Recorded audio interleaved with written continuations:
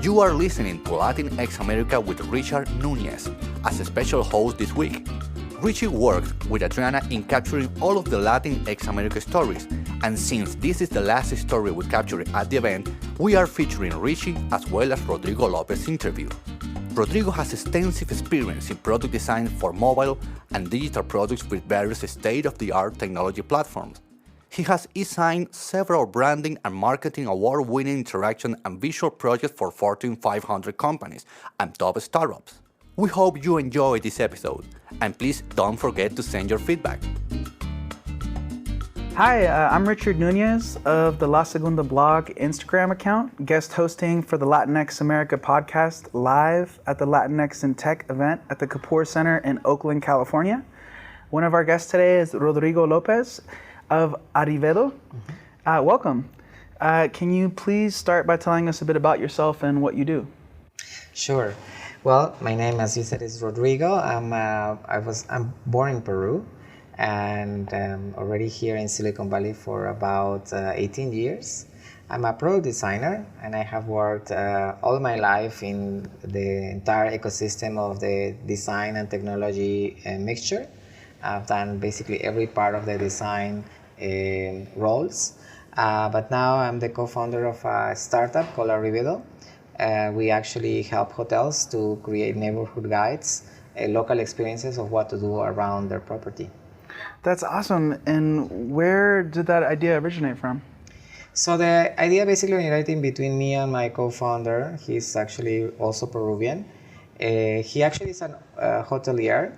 One of his hostels is considered the third best in the world.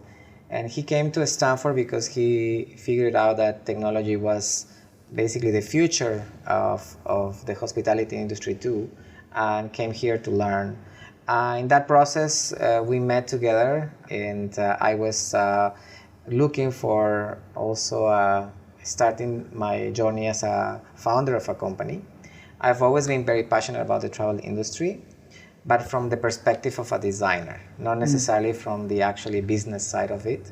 So when we got to know and we figured out that we had a lot of complementary things, and the idea basically united us to something that we definitely wanted to solve, and we felt very passionate about doing.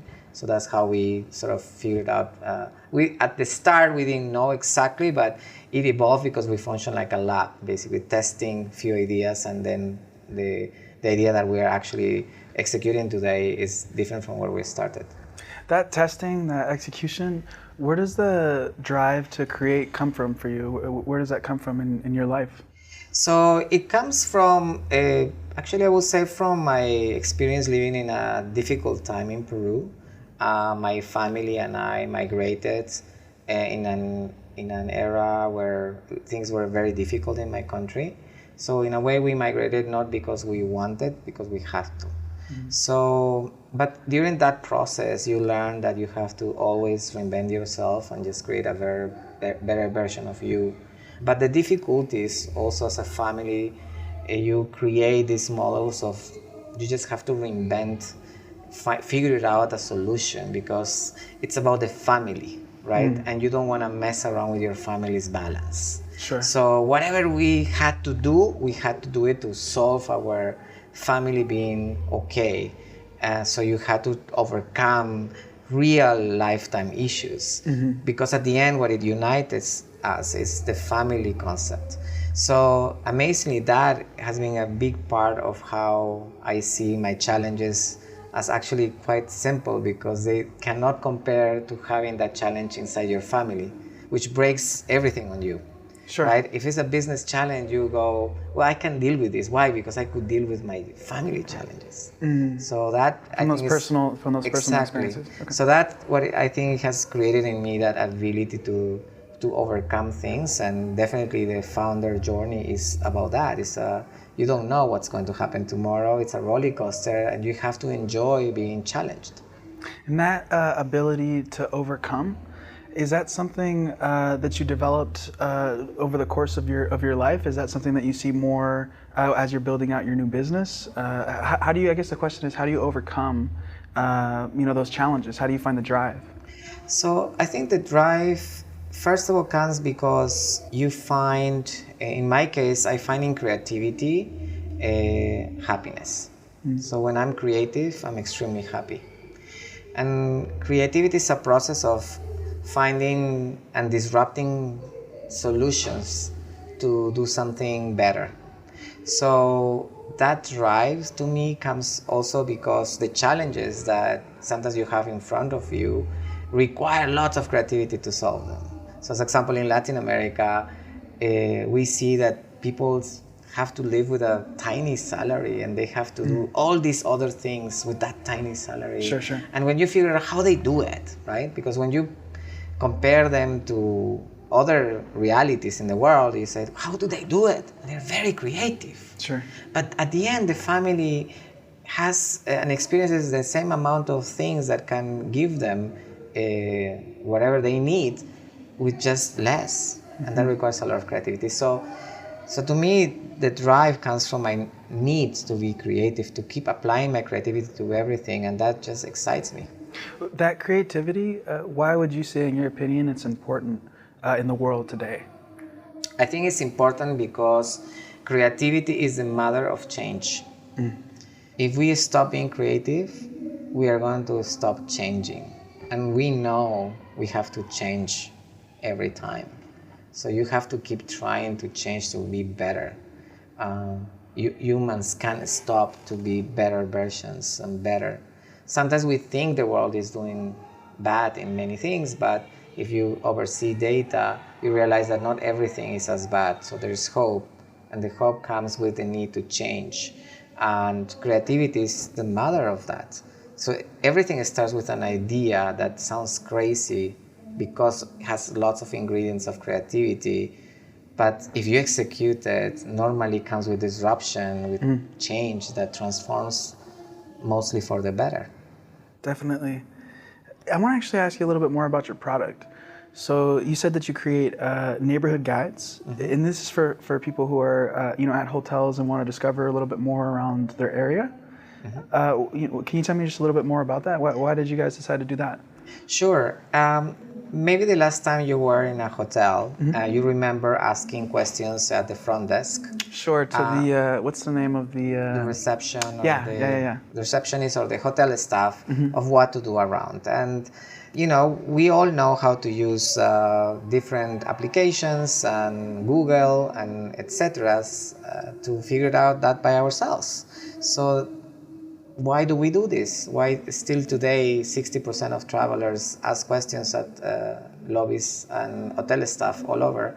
And if you try to imagine how many questions are made every year, it's in the billions. Sure. And what I can assure you is that the last time you did that, and probably 5 years ago and probably 10 years ago, if you remember, they answer you in this exact same way, with a little piece of paper or a paper map. And they still do that today. Yeah, they have like those little map things on the side. So me as a professional in creating digital products in Silicon Valley, I find that crazy. How is this possible that process hasn't changed in so many years? It's quite inefficient. You cannot measure the quality of those answers only by some guest feedback, but other than that, you cannot even measure that. And that's part of the customer satisfaction of a hotel. But the reason why people does that is because the hotel is being a host. It's a place where you feel safe, they try to make you feel home.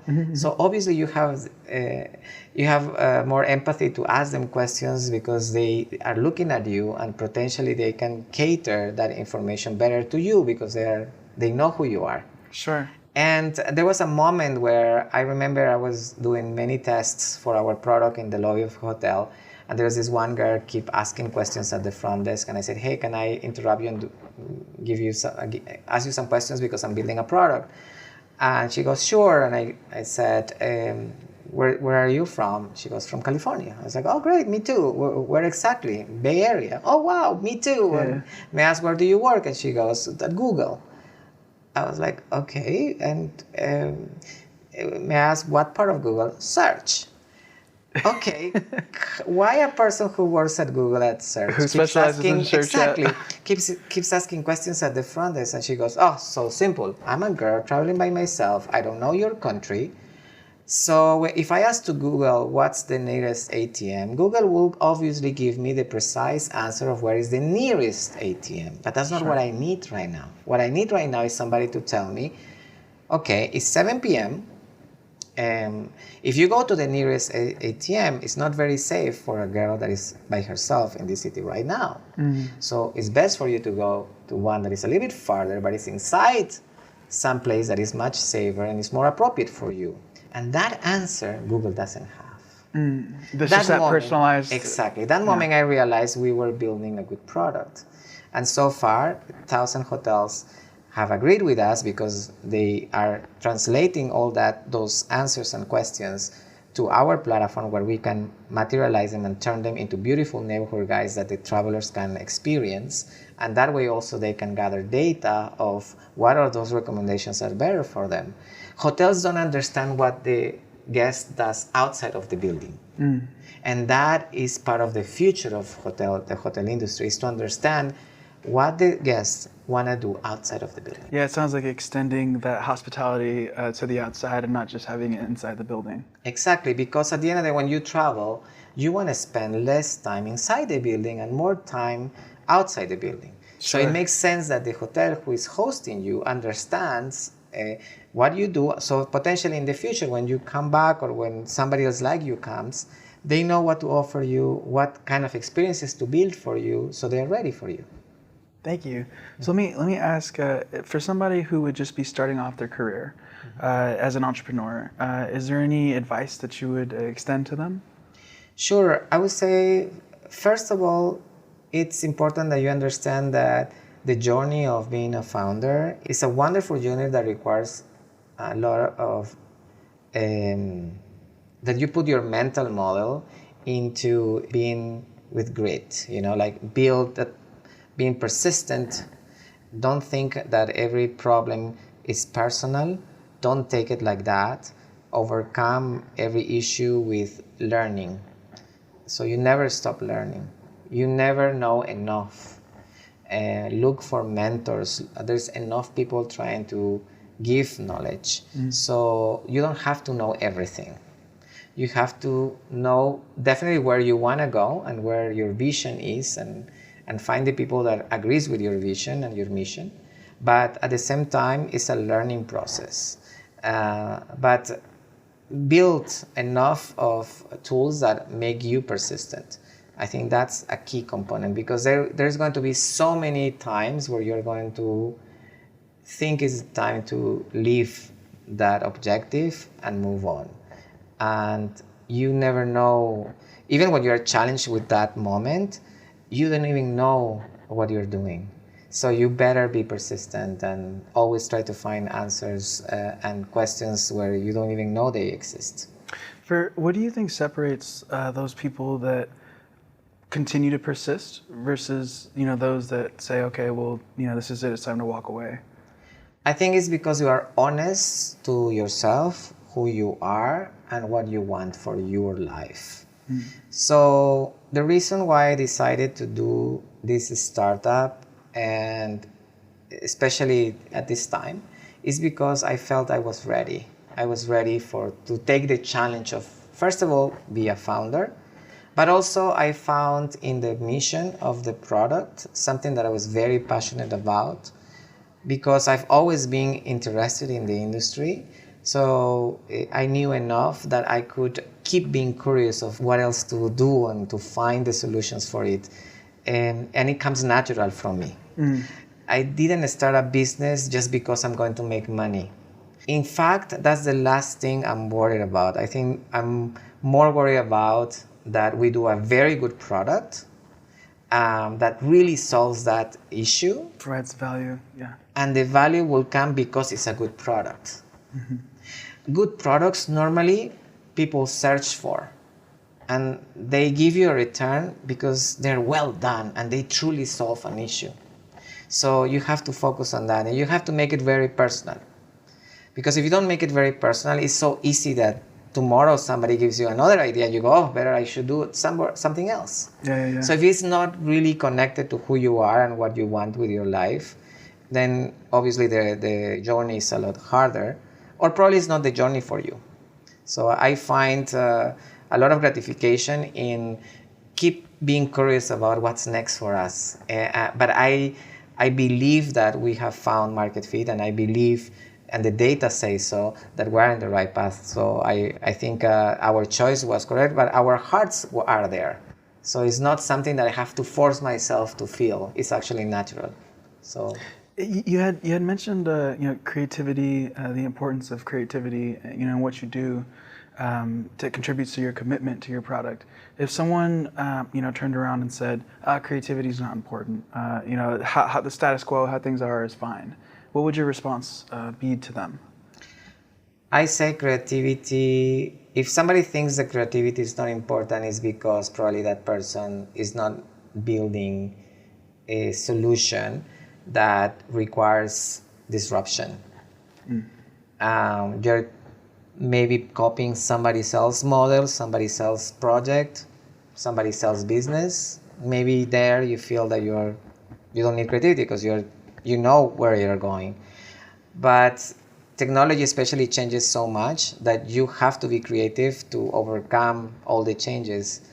And if you build a unique product that has something special that at the end connects to your end users, because they also find it's special for them and really solves something they deeply want to solve, you require creativity. Because that's not written in any book. You have to have your own ingredients there, in that you have to create. So I don't believe you don't require creativity. I will be very bored to work in a company that doesn't require creativity to solve the mission of the company. Awesome. Rodrigo, thank you so much for your time. I really appreciate it. Thank you to you guys also for putting together this amazing event, putting us together as a community so powerful, and here obviously representing Peru, but also all the Latinos that we're trying to do something beautiful in the Silicon Valley for all our community. Of course. And if somebody wanted to find your company or get in contact with you, how would they go about doing that? Sure. If they want to learn more about Arrivedo, they can go to arrivedo.com. Also, you guys can shoot me at Twitter and at igolob, and happy to answer any questions. And just so we make sure, how does it that you spell the website? Arrivedo is ARRIVEDO.com, and okay. My Twitter is IGOLOP. Awesome. Thank you so much for your time again. You're welcome. Thank you. Thanks for joining us today. Don't forget to follow us on Facebook at Latinx America and on Twitter at America Latinx, or email any questions or ideas to latinxamerica@gmail.com. Gracias y hasta la próxima semana.